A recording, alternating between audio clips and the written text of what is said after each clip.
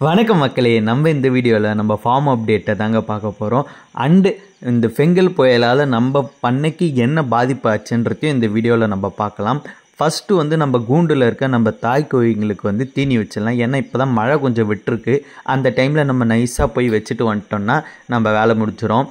மாடுகளுக்கு கலப்பு தீவனம்னு சொல்லிட்டு கடையில் விற்பாங்க. அதை ஒரு 1/4 கிலோ எடுத்துப்பேன். ஏன்னா அது ஒரு ரேட் 27 ரூபா வரும். இதுவே நீங்கள் கோழியோட தீவனம் வச்சிங்கன்னா ஒரு 45 ரூபா கிட்ட வரும். இது ஒரு 1/4 கிலோ. நெல் இருக்குது பார்த்தீங்களா, அந்த நெல்லையும் ஆட் பண்ணிப்பேன் ஒரு 2 கை. அதுக்கப்புறமேட்டு நம்ம நார்மலாக சாப்பிட்றோம் பார்த்தீங்களா, அந்த சாப்பாடும் ஒரு 2 கரண்டி ஆட் பண்ணிப்பேன். அதுக்கப்புறமேட்டு நம்ம ரேஷன் அரிசி இருக்குது பார்த்தீங்களா, அதையும் ஆட் பண்ணிப்பேன். கோதுமை இருந்தால் கோதுமையை ஆட் பண்ணிப்பேன், கம்பு இருந்தால் கம்பு ஆட் பண்ணிப்பேன். இது இல்லைன்னா விட்டுரும். இது ரெண்டுத்தையும் இதெல்லாம் ஒரு மிக்சராக வச்சு கொஞ்சம் தண்ணி ஊற்றி ஒரு அரை மணி நேரம் ஊற வச்சுட்டுனா அந்த கலப்பு தீவனத்துலேயே நமக்கு புண்ணாக்கு, சோளம், தவிடு, மக்காசோளம் எல்லாமே வந்துடுங்க. அதை நம்ம ஒரு 15 நிமிஷம் இல்லை ஒரு அரை மணி நேரம் ஊற வைக்கும்போது அது நல்லா கட்டியாகிடும். நார்மலாக நம்ம கோழிக்கு தீவனம் வைக்கிறோன்னா கூண்டில் வைக்கும்போது எல்லாத்தையும் கீழே பறித்து தள்ளி விட்டுரும். இதுவே நம்ம தண்ணி கொஞ்சம் கலந்து ஊற வச்சு வைக்கும்போது அது எதுவுமே கீழே தள்ளாது, அப்படியே சாப்பிட்ருங்க. நமக்கு ஃபுட்டு வேஸ்டேஜ் ஆகாது. நான் மழை டைம் இல்லைன்னா கோழி எல்லாத்தையுமே திறந்து விட்டுருவேன். மழை டைம்னால் நான் கோழியை திறந்தே விட மாட்டேன், கூண்டிலே தான் வச்சுருப்பேன். ஏன்னா மழையில் நினைக்கிறதுனாலே நமக்கு நிறைய நோய் வரும். முக்கியமாக இந்த வெள்ளை கழிச்சல் அந்த மாதிரிலாம் நோய் வரும், சளி பிடிக்கும். நம்ம கூண்டிலே ஒரு 4 நாள்னா 5 நாள் ஆனாலும் அந்த 5 நாள் மட்டும் நான் கோழிகளுக்கு ஃபீடை கூண்டிலே வச்சுருவேன், தண்ணியும் வச்சுருவேன். அதேமாரி இந்த தீவனத்தையும் நான் ரெடி பண்ணி வச்சுருவேங்க. காலையில் ஒரு டைம் வச்சாலே போதும். இல்லை நம்மக்கிட்ட டைம் இருக்குது அப்படின்ற பட்சத்தில் 2 தடவையும் வைக்கலாம். இது புயலாக இருக்கிறதுனால நான் ஒரு தடவை தான் வைப்பேன். ஆனால் நிறைய வச்சு விட்ருவேன். ஒரு கோழினாலுமே நான் நிறைய வச்சு விட்ருவேன். அது நாள் ஃபுல்லாக சாப்பிட்டுட்டே இருக்கும். அப்படி இது கூட சேர்த்து கொஞ்சம் முருங்கைக்கீரையும் உடச்சி நம்ம உள்ளே போட்டு விட்டோம்னா அதையும் கோழி சாப்பிட்றோம். வேறு ஒன்றுமே தேவையில்லை.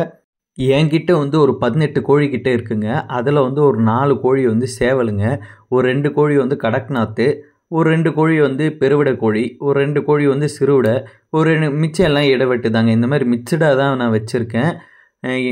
ஏன்னா எனக்கு நிறைய வெரைட்டி வச்சு வளர்க்கணுன்னு ஒரு ஆசை, அதனால் வச்சுருக்கேன். இன்னுமே இன்க்ரீஸ் பண்ணணும் அப்படின்ற ஒரு ஆசையும் இருக்குது. அதனால் ஃப்யூச்சரில் அதுக்கான செட்டப்பு நெக்ஸ்ட் மந்த்லேருந்து நான் ஸ்டார்ட் பண்ணுறேன். அப்படி ஸ்டார்ட் பண்ணும்போது நிறைய ப்ரீட் பண்ணணும் அப்படின்ற ஒரு ஆசை இருக்குது. பட் இப்போ மிக்சடாக வச்சுருக்கேன். அப்போ தனித்தனியாக எந்த ப்ரீடோ அது மிக்ஸ்அப் ஆகாத மாதிரி வச்சுக்கணும் அப்படின்ற ஒரு ஆசை இருக்குது. நம்ம இப்போ நம்ம மாட்டுக்கு வைக்க போகிறோம். மழை பெஞ்சிதுன்னா கோழி கூட வளர்த்துடலாங்க ஈஸியாக. ஆனால் மாடு வளர்க்குறது மட்டும்தான் ரொம்ப கஷ்டம். அச்சோ, முக்கியமான விஷயம் ஒன்று சொல்ல மாட்டேங்க. நம்ம சேனலை ஃபாலோ பண்ணாதவங்க பண்ணிக்கங்க. ஏன்னா நம்ம சேனலில் ஃபாலோவர்ஸ் ரொம்ப கம்மியாக இருக்கீங்க. நீங்கள் சப்போர்ட் பண்ணால் தான் நம்ம மேலே போக முடியும். சரி வாங்க நம்ம கண்டென்ட்டுக்குள்ளே போயிடலாம். நம்ம வீட்டில் புயல் அடித்ததில் நம்ம வீட்டு தேக்க மரமும் அதேமாரி குறிக்காய் மரமும் விழுந்துச்சு. உங்கள் ஊரில் சைடு என்ன சொல்லுவீங்க? சில பேர் கொடுக்காப்புள்ளின்னு சொல்லுவீங்க சில சைடில். இந்த 2 மரமுமே விழுந்துச்சுங்க. கொடுக்காப்புளி மரம் நம்ம ஆட்டு பண்ண வைக்கலாம், ஸ்டார்ட் பண்ணலான்ற ஒரு ஐடியாவில் இருந்தோம். அதனால் இந்த மரத்தை இந்த தலையெல்லாம் நம்ம யூஸ் பண்ணிக்கலாம் நம்ம ஒரு பிளான் பண்ணி வச்சுருந்தோம். ஆனால் இயற்கை அதுவாக ஒரு பிளான் பண்ணி விட்டது. அதெல்லாம் ஒன்றும் பண்ண முடியாது. நான் சாட்சி ஒன்று காலி பண்ணுறேன் பாடுறா அப்படின்னு பண்ணி விட்டுச்சு. பரவாயில்ல, இருக்கட்டுங்க. அப்புறமேட்டு இந்த 2 மரமே ஒரு 30 வருஷத்து மரம். அந்த கொடுக்காப்புளி ஒரு 15 வருஷத்து மரம். இந்த தேக்க மரம் ஒரு 30 வருஷத்து மரங்க. ஒன்றும் இல்லை, லைட்டாக தான் ஒரு காற்றெல்லாம் நின்று போச்சு. அதுக்கப்புறமேட்டு தான் அது விழுந்துச்சு. காற்றடிச்சின்னு இருக்கும்போதெல்லாம் நான் நிற்பேன்டா நின்றுக்கிட்டு தான் இருந்தான். கடைசியில் தான் விழுந்துட்டான் பாருங்கள், வேரோடவே சாஞ்சிடுச்சு. ஆனால் என்ன ஒன்று, நம்ம வீட்டு மேலே சாயாமல் பக்கத்து வீட்டு மேலே சாஞ்சிடுச்சு. அதான் கொஞ்சம் வருத்தம். ஏன்னா நம்ம வீட்டு மேலே சாஞ்சிருந்தால் கூட நம்ம எதுவும் நம்ம வீடு நம்ம மரம் சாஞ்சிதுன்னு இருந்துடலாம். பக்கத்து வீட்டில் சாஞ்சிச்சுன்னா அவங்க கேட்க மாட்டாங்களா? இருந்தாலும் அவங்க எதுவுமே கேட்கல. அவங்க அவ்வளோ நல்லவங்க. மழை பெஞ்சாலே இதே தலைவலி தாங்க. நம்ம கட்டுத்தறியை மாடு நாஸ்தி பண்ணி வச்சுருங்க, நமக்கு தலைவலியே வந்துடும். தரை இருந்துச்சுன்னா தரையில் எடுத்துன்னு போய் கட்டிடலாம். தரை இல்லைன்னா ரொம்ப தலைவலி ஆகிடும். அடுத்த வருஷத்துக்குள்ளே இந்த இடத்துல தரை போட்டுருந்தாங்க. ஷெட்டு போன வருஷம் போட்டோம், இந்த வருஷம் தரை போட்டோம். அது படிப்படியாக ஒன்று ஒன்றா அப்டேட் பண்ணிக்கிட்டே வந்துட்டுருக்குறோம். முக்கியமாக மாட்டு பண்ணைக்கு ஷெட்டும் அவசியம், தரையும் அவசியங்க. அதேமாரி தரை இல்லாமல் வெறும் மண் இருக்கிற மாதிரி அந்த இடமும் கொஞ்சம் இருக்கணுங்க. அப்போ தான் மாடு கம்ஃபர்டபுளாக இருக்கும். இந்த கோழி குஞ்சுங்கள் நம்ம மழை பெய்யறதுனால வேறு ஒன்றும் பண்ண முடியல. பாத்ரூமில் குளிக்கிற பாத்ரூமில் தான் எடுத்துன்னு போய் வச்சுருக்கோம். சரி நம்ம காலையில் யூஸ் பண்ணிட்டு அதுக்கப்புறமேட்டு ஃப்ரீயாக தானே இருக்குது, அடிக்கிற புயலுக்கு நம்ம என்ன பண்ண முடியும், அதனால சரி நீங்கள் அங்கே போய் ரெஸ்ட் எடுங்கடா அப்படின்னு சொல்லிட்டு அங்கே போட்டு விட்டோம். இது வந்து நம்ம வந்து மாட்டுக்கு வந்து தீவனம் போட்டு வச்சுருக்கோம். நம்ம வந்து என்னென்ன தீவனம் போட்டு வச்சுருக்கோன்னா சூப்பர் நேப்பியர், அதேமாரி சவுண்டல், அப்புறம் ரெட் நேப்பியர் போட்டு வச்சுருக்கோம், அப்புறம் மெய்ஸ் நேப்பியர். இது 3 தான் மேஜராக போட்டு வச்சுருக்கோம். அதுக்கப்புறமேட்டு வந்து சவுண்டல் வந்து சைடாக மரம் போட்டு வச்சுருக்கோம். இப்போ அகத்தியுமே போட்டு விதை போட்டு வச்சுருக்கோம். ஆனால் இப்போ மழை பெஞ்சதில் சுத்தமாக வாஷ் அவுட் ஆகிடுச்சு. இந்த மழை முடிஞ்ச அப்புறமேட்டு நம்ம இது பண்ணலாம். இதுதான் நம்ம பண்ணைக்குட்டைங்க. இந்த பண்ணைக்குட்டை எடுத்ததுக்கு ஒரு கதை இருக்குது. நம்ம இடத்துல இந்த மாதிரி மழை பெஞ்சாலே ஃபுல்லாக தண்ணி நின்றும். ஒரு 2 மாதத்துலேருந்து 3 மாதம் வரைக்கும் காயவே காயாது. அதனால் என்ன பண்ணலான்டான்னு யோசிக்கும் போது தான் சரி இந்த மாதிரி ஒரு பள்ளம் எடுத்து அந்த பள்ளத்து மண்ணை எடுத்து தூக்கி மேலே கொட்டிட்டோம். அதனால நான் ஆயிடுச்சு, மேலே எல்லாம் ஓரளவுக்கு தண்ணி நிற்காமல் ஆயிடுச்சு. இந்த பள்ளத்தில் வந்து ஃபுல்லாக தண்ணி நின்றுச்சுங்க. இப்போ பார்த்தீங்கன்னா மழை பெய்யறதுக்கு முன்னாடிலாம் நம்ம எந்த மீனுமே இதில் எடுத்துன்னு வந்து விட மாட்டோம். ஆனால் இந்த தண்ணி ட்ரை அவுட் ஆகும்போது ஒரு 4 மாதத்துலேருந்து 5 மாதம் வரைக்கும் இதில் தண்ணி நிற்குங்க. அந்த தண்ணி ட்ரை அவுட் ஆகும்போது கீழே பார்த்தீங்கன்னா ஃபுல்லாக மீனுங்க தான் இருக்கும். ஒரு 4-5 வெரைட்டி மீன் கிட்டே இருக்கும். எறா குஞ்சுங்க இருக்கும், அந்த மாதிரி எல்லாமே இருக்கும். எப்படான்னு கேட்டால் எங்கள் வீட்டிலேருந்து ஒரு 5 வீடு தள்ளி ஒரு பெரிய குளம் இருக்குது. அதுக்கு நடுவில் ஒரு கிணறு இருக்குது. அங்கேருந்து ஃபுல்லாகிட்டு வர தண்ணியெலாம் இந்த பக்கம்தான் ஓடும். இந்த வேஸ்ட்டாக போகிற தண்ணி நம்ம இப்போ ஹோல்ட் பண்ணி நம்ம வாட்டர் சேவிங்ஸும் பண்ணியிருக்கோம். பாருங்கள், இது வந்து red Napier, super Napier, maize Napier. இது வந்து கோஎஃப்எஸ் 29. கோஎஃப்எஸ் 29 இதுக்கு முன்னாடி போட்டோம். அப்போ முளைக்காத விதை வந்து இப்போ முளைச்சிருக்கு போல். ஒரு சில செடிங்க அப்படி முளைச்சிக்கிட்டே இருக்கும். இதில் ஒரு பெரிய விஷயம்னா கோஎஃப்எஸ் 29 கொஞ்ச நாள் விட்டிங்கன்னா அதுலேருந்து தான் ஆட்டோமேட்டிக்காக விதை வருங்க. அந்த விதை திருப்பி வீந்து திருப்பி முளைக்கும். நம்ம ஒரு ஒன்றும் இல்லை, ஒரு 20 செடியை நம்ம அப்படியே விட்டோன்னா அதுவே விதை வீந்து முளைக்குங்க. அதில் அது ஒரு ப்ளஸ் இருக்குது. சூப்பர் நேப்பியர்லாம் கட்டை வச்சு தான் வரும். இப்போ வந்து ஃபுல்லாகவே தண்ணி நின்றுட்டு இருக்குதுங்க. 2வது, இந்த மழை காலத்தில் வந்து சுத்தமாக வளர்ச்சியே இல்லைங்க. வளர்ச்சி ரொம்ப கம்மியாயிடுச்சு. மாட்டுக்கே தீவனம் பற்றாக்குறை மாதிரி ஆயிடுச்சு. இதுவே நம்ம வெயில் சீசனில் வெயில் அடித்து வளர்ச்சி இல்லாமல் இருக்கும். வளர்ச்சி இல்லைங்களா, அப்போ தண்ணி நிறைய கொடுத்தோன்னா நல்லா வளர்ச்சி இருக்கும். ஆனால் மழையில் வந்து ஃபுல்லாக தண்ணி நிற்கிறதுனால வளர்ச்சி சுத்தமாக டவுன் ஆகிடுச்சிங்க. ரொம்ப ஸ்லோவாக வளருது. இந்த வருஷம் இந்த பாடம் இதை நம்ம கற்றுக்கிட்டோம். போன வருஷம்லாம் வந்து ஃபுல்லாகவே நமக்கு வந்து வருஷம் எப்பயுமே இந்த சூப்பர் நேப்பியர் 2 வருஷமாக தான் நம்ம போட்டுன்னு இருக்கோம். அந்த 2 வருஷமாகவே வந்து மழை டைமில் ஃபுல்லாக சூப்பர் நேப்பியர் இருந்ததுனால நமக்கு பெரிய பாதிப்பு தெரியல. இந்த வருஷம் என்ன பண்ணிட்டோம், ஃபுல்லாக கட் பண்ணிட்டோம். அந்த திருப்பி வளரவே இல்லை. இந்த மழையில் பாருங்கள் ஃபுல்லாக மழை ஸ்டார்ட் ஆகிடுச்சு. இந்த மீன் கொட்டையில் ஆட்டோமேட்டிக்காக மீன் குஞ்சுங்க வந்துடும். இப்போ அடுத்த தடவை வந்து அதில் வாத்து விடலான் இருக்கோம். ஏற்கனவே நம்ம பழைய வீடியோலாம் பார்த்திங்கன்னா இந்த குட்டையில் வந்து வாத்து தான் விட்டு வச்சுருந்தோம். வாத்தால் ரொம்ப டார்ச்சருங்க. ஆனால் ரொம்ப வந்து எப்படி சொல்லிட்டு 0 காஸ்ட் மெயின்டெனன்ஸ். ஆனால் பேக்னு கத்திக்கிட்டே இருக்கும். நம்ம சேனலில் நிறைய வாத்து வீடியோ தான் போட்டு வச்சுருப்போம். அதனால தான் இப்போ வாத்தையே ஸ்டாப் பண்ணிட்டோம். இது வந்து நம்ம மாடுங்க. இது வந்து ரெட் சிந்தி குஞ்சு எலும்பாக தான் இருக்கும். ஏன்னா 1 மாதமாக வந்து சரியான தீவனம் இல்லை. இன்னும் மழை பெஞ்சிக்கிட்டே இருக்குது. அது இல்லாமல் தீவன பற்றாக்குறை வேறு. அதனால தான் நம்ம மாட்டுக்கு என்னன்னாலும் கண்ணுக்குட்டி கொஞ்சம் கரெக்டாக வச்சுருவோம். அவன் கொஞ்சம் நார்மலாக தான் இருப்பான்.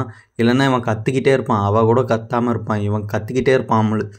அதனால் இவனுக்கு மட்டும் எப்பயுமே தீனி வச்சுக்கிட்டே இருப்பேன். எங்கள் அம்மா திட்டுவாங்க, எப்போ பார்த்தாலும் இவனுக்கு மட்டும் தீனி நிறைய வச்சுக்கினே இருக்காதரா, கத்திக்கிட்டு கொஞ்ச நேரம் வைக்கலன்னா போல கத்த ஆரம்பிச்சிடும், நம்மளை முட்ட ஆரம்பிச்சிடும். ஒரு 8 மாதம் கண்ணுக்குட்டி இவன். நான் ஓரளவுக்கு நம்மளால் முடிஞ்ச வளர்ச்சி அவங்ககிட்ட இருக்குது. இப்போ வந்து இந்த குஞ்சுலாம் வந்து 4 நாளைக்கு முன்னாடி தாங்க புரிஞ்சுது. இதெல்லாம் நம்ம வெளியில் வைக்கிற அளவுக்கு ஷெட்டு நம்மக்கிட்ட இல்லை. ஃப்யூச்சரில் நெக்ஸ்ட் மந்த்லேருந்து தான் நம்ம போடணுன்னு இருக்கோம். இப்போ பாருங்கள், இந்த குஞ்சுங்கள்லாம் வந்து வெளியில் விட்டோன்னா அந்த மழை காற்றுக்கே புயல் காற்றுக்கே வந்து அந்த கிளைமேட்டுக்கு அவுட் ஆகிடும். அதனால் நம்ம வீட்டுக்குள்ளே தான் வச்சு எல்லாத்தையும் இப்போ வளர்த்துட்டு இருக்கோம். 2-3 ஒரு 4 செட்டுக்கிட்ட பொறிச்சிருக்கு. அது ஒன்று வந்து 1 மந்த்து, இன்னொன்று வந்து ஒரு 20 days, இவங்க வந்து ஒரு 4 days. இவங்க வந்து ஒரு 1 month சிக்ஸுங்க. இது வந்து ஒரு 7 சிக்ஸ் தான் இருக்குது. அது வந்து ஒரு 9 சிக்ஸ் இருக்குது. இன்னொன்றில் வந்து ஒரு 10 சிக்ஸு. மொத்தமாக ஒரு 30 சிக்ஸுக்கிட்ட இருக்குதுன்னு வச்சுக்கோங்களேன், பொறிஞ்சிருக்கு. இதெல்லாம் இந்த ஒரு 4-5 நாளைக்கு நம்ம வீட்டுக்குள்ளேயே தாங்க வச்சு காப்பாற்றணும். ஃப்யூச்சரில் ஷெட்டு ரெடி பண்ணிட்டு அதெல்லாம் வெளியில் எடுத்துன்னு வீட்டுக்குள்ளே எடுத்துன்னு வரக்கூடாது. எங்கள் அம்மா ரொம்ப நல்லவங்க. எதுனாலும் ஓகே வீட்டில் தானே, வெளில வச்சா அது செத்து போடும், சரி வீட்டுக்குள்ளேயே வச்சு வாழ அப்படின்னு சொல்லிடுவாங்க. யார் வந்தாலும் கண்டுக்க மாட்டாங்க. அதேமாரி இவர் வந்து நம்ம வீட்டு நாய்க்குட்டி, இவங்க 5 பேர் குட்டி போட்டாங்க. இப்போ இவர் ஒருத்தர் மட்டும்தான் இருக்கார். அந்த புயலையும் தாண்டிட்டார். அநேகமாக இவர் பழிச்சுப்பாருன்னு நினைக்கிறேன். ஏன்னா அந்த 4மே வந்து இந்த நாய் மேலே ஒரு உனி வருதுங்க. அந்த உனி வந்து நாயே புண்ணாக்கி அப்படியே அவுட் ஆகிடுது. நம்ம அந்த நாயை வந்து வாஷ் பண்ணலான்னு போனோம்னா அது என்ன ஆகுது, ஒரு நேரத்தில் நம்மளே கடிக்க வந்துடுதுங்க. அந்த ஒரு பயத்தினால்தான். அது ஸ்ட்ரீட் டாக் தான் இருந்தாலும் நம்ம வீட்டிலே குட்டி போட்டு வளர்ந்துட்டு இருக்குது. சரி நம்ம பரவாயில்ல அப்படியும் வாஷ் பண்ணலான்னு போன தடவை பண்ணும்போது, லாஸ்ட் இயர் பண்ணும்போது நம்ம கையை கடிக்க வந்துச்சு. அதனால் இந்த வருஷம் விட்டேங்க. இது வந்து நம்ம அடை வச்சுருக்க கோழி. இப்போ இந்த ஒரு கோழி தான் அடையில் இருக்குது. மிச்சம் 3 கோழி வந்து பொரிச்சிருச்சு சிக்ஸ் எல்லாம். இப்போ நம்ம ஆல்ரெடி சொன்ன மாதிரி பாத்ரூமில் விட்ட அந்த சிக்ஸுக்கு நம்ம தீனி போட்டுடலாம். ஆல்ரெடி ஃபுல்லாக வாஷ் பண்ணி க்ளீன் பண்ணி தான் வச்சுருக்கேன். அதனால தான் அப்படியே போடுறேன். அதனால் ஒன்றும் டிசீஸ் அஃபெக்ட் ஆகாது. ஏன்னா நம்ம வந்து க்ளீனாக வச்சிடலனா தான் நமக்கு வந்து அப்படியே டிசீஸ் அஃபெக்ட் ஆகும். ஓரளவுக்கு இது போட்டு க்ளீன் பண்ணியாச்சு. சோப் போட்டு க்ளீன் பண்ணி தான் விட்டுருக்கேன். ஒரு 2 நாள் 3 நாள் தான் இதுக்குள்ளே இருப்பாங்க. அதுக்கு மேலாம் இதில் இருக்க மாட்டாங்க. அதுக்கப்புறமேட்டு நம்ம வெளியில் கூண்டெல்லாம் இருக்குது, கேஜெல்லாம் இருக்குது, அதில் எடுத்துகிட்டு போயிடுவேன். இந்த பனியால் தான், பனியும் இந்த கிளைமேட்டாலையும் காற்றாலையும் கோழி குஞ்சுங்களுக்கு வந்து சளி பிடிக்கும். அதனால தான் நம்ம இப்படி ஒரு 2-3 நாளைக்கு நம்ம பண்ணி தான் ஆகணும் இதை.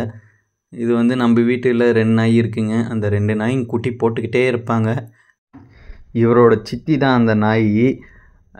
இவரால் ஏற முடியல. இப்போது ஏற முடியல என்னையும் காப்பாற்றுங்க, நானும் சாப்பிட வரணும்னு வந்தார். அவர் மேலே வந்தோடனே அது கத்த ஆரம்பிச்சிச்சு. உடனே இது வேலைக்கு ஆகாதுடா, எனக்கு தனியாக சாப்பாடு வைங்க, அப்போ தான் நான் வந்து இது சாப்பிட்டு போவேன்னு அவர் ரொம்ப ஃபீல் பண்ணா போல். பாருங்கள் எவ்வளோ கஷ்டப்பட்டு, சித்தி கொஞ்சோண்டு கொடுங்க அப்படின்னு சொல்லிட்டு கேட்டாப்புல. தர முடியாது போடா அப்படின்ட்டேன். சரி அப்புறமேட்டு நம்ம தூக்கி தனியாக கொஞ்சம் வச்சு விட்டோம். அப்புறமேட்டு அவர் இங்கே தான் சுற்றிக்கிட்டே இருப்பார், பால் குடிப்பார், சாப்பாடு சாப்பிடுவார். அப்புறமே அங்கே விழுந்த அந்த கொடிக்காய் புளி ரோடு வரைக்குமே விழுந்துச்சு, கம்பத்து மேலேயுமே விழுந்துச்சு. ஏன்னா அந்த மரம் வந்து ஒரு 5 அடி ஹைட்டுக்கிட்ட போயிடுச்சுங்க. 5 அடியே அதுவே கம்மி தான் போல். அது ரொம்ப லென்த்தாக வளர்ந்துருச்சு. பாருங்கள் எவ்வளோ பெரிய மரம் பாருங்கள். இதை வச்சு தான் நம்ம ஆட்டுக்கு டெய்லி தீவனம் போடலான்னு நம்ம ஒரு பிளான் பண்ணி வச்சுக்கிட்டு இருந்தோம். ஆனால் கடைசியில் அந்த மரம் கவிழ்ந்து அதை வெட்டும் நிலைமைக்கு வந்து விட்டது. நம்மளால் ஒன்றும் பண்ண முடியல. ஏன்னா அது பக்கத்து லேண்ட்லேயும் போயிடுச்சு, அதுக்கு பக்கத்து லேண்ட்லேயுமே போயிடுச்சு. பாருங்கள் வருஷம் கொடுக்காப்புளி சாப்பிட்டுட்டு இருந்தேன். இந்த வருஷம் நமக்கு கிடையாதுன்னு ஆயிடுச்சு. சம்மர் சீசனில் நிறைய காய் காய்ச்சுங்க. நம்ம பறிக்கலாம் தேவையில்ல, கீழே விழுந்து கிடக்கும் நிறைய, அப்படியே பொறுக்கி சாப்பிட்டுக்கலாம். கடைசியில் இவர் தான் அந்த குட்டி. இன்னும் நம்ம ஃபேமில் அந்த ஆடும் அதேமாரி இந்த ஃப்ளோரான் ஃபிஷ் ஐட்டம்ஸுமே நிறைய ஆட் பண்ணலான் இருக்கோம். சீக்கிரம் நிறைய ஆட் பண்ணுறோம். இந்த வீடியோ உங்களுக்கு பிடிச்சிருந்துச்சின்னா நம்ம சேனலை மறக்காமல் சப்ஸ்கிரைப் பண்ணி வச்சுங்க. அதேமாரி உங்கள் ஃப்ரெண்ட்ஸுக்கும் ஷேர் பண்ணுங்கள். உங்கள் கமெண்ட்ஸ்க்காகவும் நான் வெயிட் பண்ணிகிட்டு இருக்கேன். நீங்கள் என்ன பெட் சொல்கிறீங்களோ அதையும் ஆட் பண்ணுறேன். நன்றி, வணக்கம் ஃப்ரெண்ட்ஸ்.